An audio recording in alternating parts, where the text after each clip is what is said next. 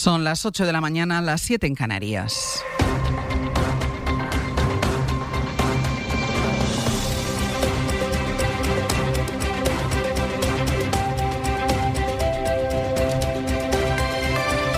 En la cadena SER, Hoy por Hoy, con Ángeles Barceló. Hola, muy buenos días. La jueza de La Habana, la jueza que más información tiene sobre lo que pasó durante la peor catástrofe reciente que ha vivido nuestro país, tiene claro que aquel día se cometió una negligencia grosera que no se ciñe solo a la exconsellera y al exalto cargo a los que ha imputado, sino que se extiende a quien ella no puede imputar, a Carlos Mazón. No lo puede imputar porque sigue siendo diputado y, por tanto, está aforado. La jueza pide al Tribunal Superior que investigue por homicidio imprudente grave a Mazón, que pasó más tiempo en el Ventorro que en el Cecopi. Dice la jueza que aquella comida se prolongó de una manera injustificada y que de facto la emergencia se detuvo para él en el mismo momento en el que entró en el reservado del restaurante antes de que se presentara tarde en un Cecopi que ya había sido convocado tarde. La negligencia se prolongó largas horas. Los fallecimientos se iban produciendo de manera imparable sin que se tomaran decisiones básicas, dice la magistrada. Sastre, buenos días. Buenos días, Barceló. Y esta exposición razonada de la jueza de Catarroja se conoció justo en la mañana en la que comparecían en les Corts Valencianes representantes de las víctimas, como Rosa Álvarez. El 29 de octubre ustedes rompieron muchas vidas. Unos murieron por su negligencia, otros conseguimos salvarnos. Pero como dice Dolores Ruiz, estamos muertas en vida y solo nos sostiene la necesidad de hacer justicia y no venganza. Tenemos días malos y días peores. Gracias a ustedes arrastramos el duelo terrible de haber perdido a los nuestros por la ineptitud y negligencia de los suyos, de saber que sus muertes eran absolutamente evitables. La tesis de la jueza es que La Habana no fue un imprevisto, sino que la Generalitat estaba advertida del riesgo mortal que se corría. Recuerda que la obligación de Mazón era controlar lo que se hacía y señala la eventual participación que tuvo el entonces presidente en el envío del mensaje de alerta, que llegó cuando la mayor parte de los muertos se habían ahogado ya. Recuerda la magistrada que la obligación de coordinar esa emergencia estuvo siempre bajo la competencia de la Generalitat y describe como una grosera negligencia que su presidente permaneciera de forma absolutamente pasiva, escribe, durante cerca de 5 horas en el reservado, que no es, vuelve a escribir, ni un despacho ni el lugar para gestionar una emergencia. Permanecer aislado ante un fenómeno meteorológico de la gravedad que se anunciaba carece de sustento no solo lógico, sino legal, dice la jueza, que habla de las vidas que se hubieran salvado si el mensaje se hubiera enviado a las 5:20 de aquella tarde con el contenido que planeó el subdirector de emergencias. Alberto Núñez Feijóo, al presidente del PP, ayer le preguntaron a última hora del día por la decisión de la jueza y por Mazón, a quien la dirección del PP mantuvo y apoyó hasta que dimitió un año después de la tragedia. Aceptamos todas las resoluciones judiciales. ¿El señor Mazón debería dimitir? El señor Mazón ya ha dimitido hace tiempo. Dejar el acta. Con todos los respetos, vamos a esperar tranquilamente a la decisión del Tribunal Superior de Justicia de Valencia y ya les advierto que yo estoy muy tranquilo. El Tribunal Superior, ese tribunal decidirá ahora si asume la causa o rechaza la exposición de la jueza de Catarroja. Entre tanto, el PP ha decidido normalizar los acuerdos con Vox y convertirlo en su socio preferente hasta el punto de que la dirección va a tomar el mando de las negociaciones para formar gobiernos en las comunidades y ha puesto por escrito una especie de protocolo con las pautas que tendrán que seguir sus líderes territoriales. Ese documento marco, como lo llaman en Génova, enfadó mucho a Santiago Abascal, al que ayer entrevistaron en Antena 3. Que pongan un marco como si estuvieran pactando con salvajes y pretendiendo domar a Vox, pues es algo que yo creo que no es correcto. Yo creo que es empezar con mal pie y lo tengo que decir públicamente. Yo no puedo engañar a nadie. Abascal se despachó de esta manera contra el PP después de que el domingo tuviese una larga y fructífera, dijeron, conversación con Feijóo. Así la definió el presidente del Partido Popular, que anoche intentó contener el enfado de su socio, David Junquera. Buenos días. Buenos días. Dice Génova, dice Feijóo que lo hemos entendido mal. Aquí hay un error. Es un documento para el Partido Popular, no es un documento para Vox. Como no es un documento para Vox, Vox no debería enfadarse. Pero no creo que un partido político deba de molestarse porque yo mande un documento a los presidentes autonómicos de mi partido. Ha habido un problema de interpretación, asegura Feijóo. Por su parte, fuentes de la Dirección Popular defienden que al final, en el cabreo de Abascal, hay postureo. Eso nos dicen. Y también a veces mucha testosterona. Eso aseguran también. Creen, por lo tanto, que las aguas se recondujeron el domingo con la conferencia telefónica entre líderes y que las cosas irán encajando. Pero eso sí, cuando hayan pasado las elecciones en en Castilla y León.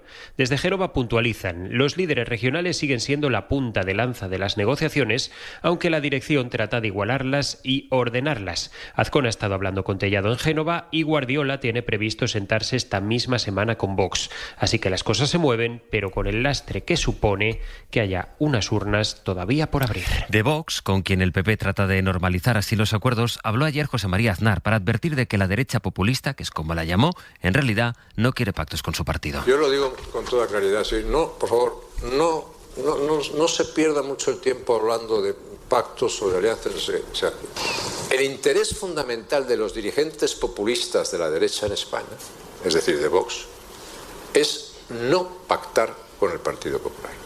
Porque en los dirigentes prevalece el criterio de que para ellos y su futuro es mucho más interesante el fracaso del Partido Popular que el triunfo del partido.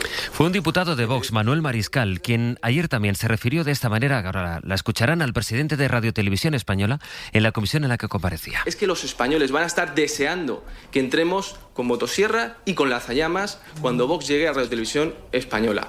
Y eso es lo que haremos. Les echaremos, si hace falta, a patadas, porque es lo que quieren los españoles cuando leen noticias como esta y cuando ven las manipulaciones que usted hace en Radio Televisión Española.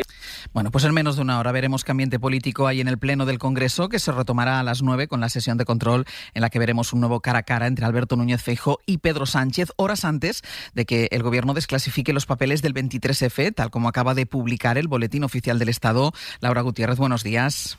¿Qué tal? Buenos días. Y ya está en el BOE la orden que recoge la decisión del Gobierno de desclasificar todos los archivos del Estado que atañen al 23F, asuntos, actos, documentos, informaciones, datos y objetos relativos al golpe, dice el BOE. Es una orden pura y dura, sin entrar en detalles, con la justificación legal. No hay una lista concreta de lo que se va a desclasificar por si aparecieran más legajos, más allá de las 134 unidades documentales que el Gobierno ya tiene localizadas en los ministerios de Defensa, Interior y Exteriores, que hasta ayer por la tarde estaban trabajando en recopilar todos esos archivos que hoy Moncloa publicará en su web a partir de mediodía. Entre esos papeles habrá informes y conversaciones transcritas y ahí puede estar lo más interesante de esta desclasificación, qué vamos a poder encontrar, qué se va a desclasificar de esas comunicaciones que se mantuvieron con el exterior del Congreso y si habrá algo relativo al papel que jugó el emérito. Los historiadores, Ángel, son escépticos porque la gran mayoría de archivos comprometedores fueron destruidos. Laura, gracias. A ti. Esta desclasificación de documentos la calificó el PP como una cortina de humo, que es una expresión que usó ayer de nuevo el alcalde de Móstoles, al que una de sus concejalas y exconcejala denunció por acoso sexual.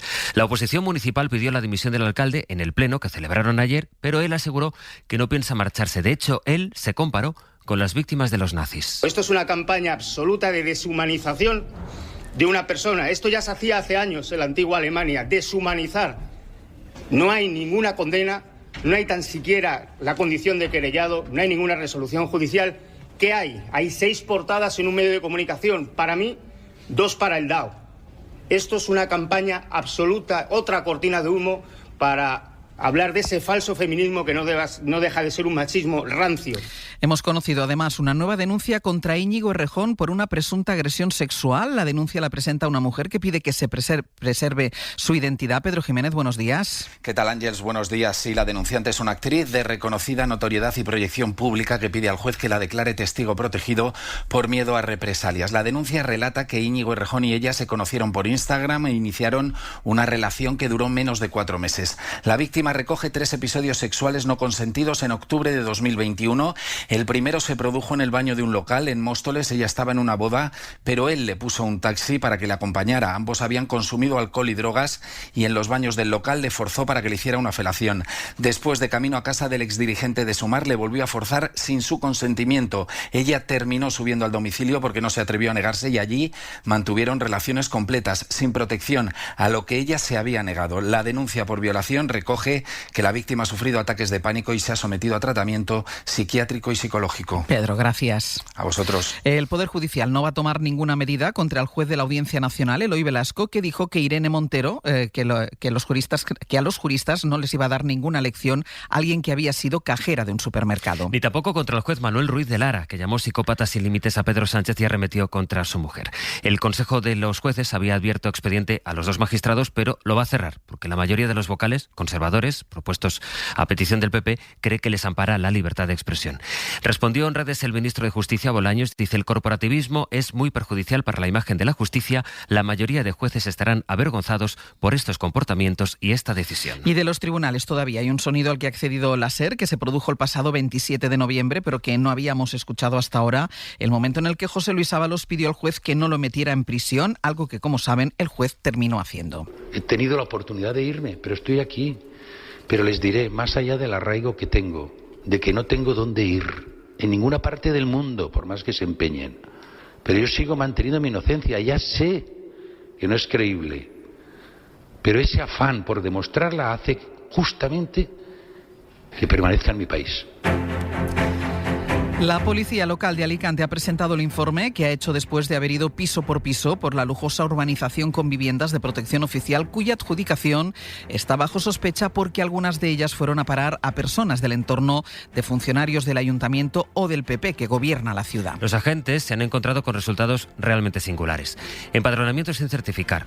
O el caso de 3 hermanos y 2 de sus primos que tienen entre 18 y 24 años y que consiguieron un piso para cada uno. Radio Alicante, Elena Escudero. El Ayuntamiento alicantino calcula que estos titulares tendrían 14 o 15 años cuando se apuntaron a la cooperativa y tienen dudas de que esto sea legal. Además, la policía local ha certificado que 89 de los 140 pisos públicos se adjudicaron a familias monoparentales y en al menos 20 viven más personas.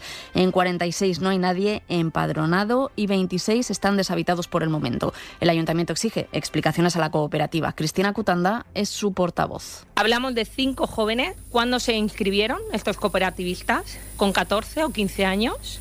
Hay el caso de otra persona y que tiene el mismo apellido que otros 2 jóvenes de 19 y 22 años, con un piso cada uno. Desde la cooperativa defienden la legalidad de las adjudicaciones y así lo demostrarán, dicen desde Fraorgi, ante el juzgado. Prepárate para el planazo del año. Manuel Carrasco, Ana Mena, Álvaro de Luna y, sí, Lenny Kravitz. Iberdrola cumple 125 años y lo celebra con un pedazo de festival para toda la familia. Y además, con la compra de las entradas se contribuye a proyectos sociales. Buena música y buena energía para disfrutar juntos. Únete a la fiesta por los 125 años luz de Iberdrola. El 27 de junio en el Iberdrola Music. Controla tu casa desde el móvil y disfruta de un hogar seguro, conectado y totalmente despreocupado con... Pues para estar despreocupado de verdad, yo lo tendría claro. El seguro de hogar de Línea Directa y su cobertura por ocupación ilegal. Cámbiate y te mejoramos el precio de tu seguro directamente. Llama al 917-700-700 o ven directo a lineadirecta.com. Esta semana ahorrar el doble con Lidl Plus vale la pena. Albóndigas de pollo y pavo sin Lidl Plus ahorras un 15% y con Lidl Plus un 30%. Y suavizante azul sin Lidl Plus ahorras un 15% y con Lidl Plus un 30%. El doble. No aplicable en Canarias. Lidl vale la pena. Atención, se busca el dueño de un Mazda nuevo. ¿Quieres ser tú? Aprovecha los Mazda Exclusive Days del 16 al 28 de febrero y llévate tu Mazda con condiciones únicas. Descubre más en Mazda.es. Buenos días. En el sorteo del Eurojackpot de ayer, la combinación ganadora ha sido 4, 5, 26, 38 y 48. Soles 2 y 9. Recuerda, ahora con el Eurojackpot de la 11, todos los martes y viernes hay botes millonarios. 11. Ahora y siempre, bien jugado. En la cadena SER, Hoy por Hoy, con Ángeles Barceló. Donald Trump ha pronunciado esta madrugada el discurso del Estado de la Unión más largo de la historia de su país, 107 minutos. Ya el espíritu de su intervención puede resumirse en este pasaje de su discurso al poco de empezar. People are asking me, please, Mr. President, we're winning too much. Venía de decir, nuestro país está ganando de nuevo, estamos ganando tanto que realmente no sabemos qué hacer, y entonces dice, la gente me dice, por favor, señor presidente, estamos ganando demasiado, ya no podemos soportarlo más, no estábamos acostumbrados. Bueno, ha sido un discurso más en clave interna, pensando en las elecciones de medio mandato y en el que Trump ha tocado todos sus clásicos, ha arremetido contra los migrantes ilegales sin referirse a los abusos de su policía migratoria y se ha presentado como el pacificador del mundo. Washington, Sara Canals. Sí, ha centrado gran parte de su discurso discurso en su política migratoria, la seguridad y la economía, intentando convencer al público que gracias a él disminuirá el coste de la vida, prometiendo medicamentos más baratos o abogando por un plan sanitario que sustituya el Obamacare. En clave internacional, ha vendido a un país que ha recuperado el respeto, sacando pecho de la captura de Maduro, de su lucha contra el narcotráfico o de los bombardeos en Irán.